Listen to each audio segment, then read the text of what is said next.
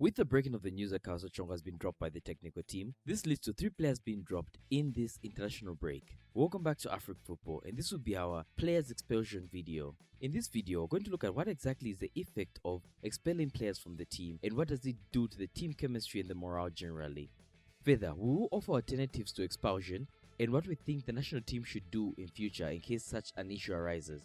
As at the time of this video, the reason for Carlos Chong's expulsion is not known, so we cannot comment, so we're just going to give a general overview of what we would like to see happen in the future. There's a trend emerging in Zambia where senior national team players are being expelled from the team. An expulsion generally has 2 effects on the team. It generally affects the team chemistry because most people look up to the senior players, and an expulsion of a senior player generally brings in a bad morale.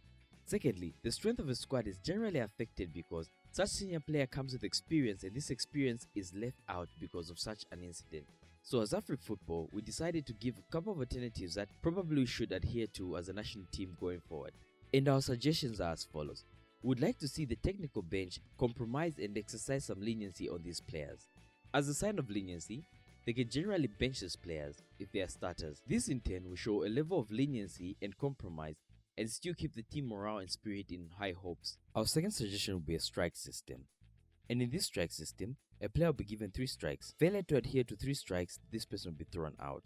And our final suggestion is going to be coupled with the others, the payment of a fine. The payment of this fine will be hiked by each and every other indiscipline by that player, meaning that at the end he will have a number of strikes and a fine to pay, which will bring in a level of discipline for the players.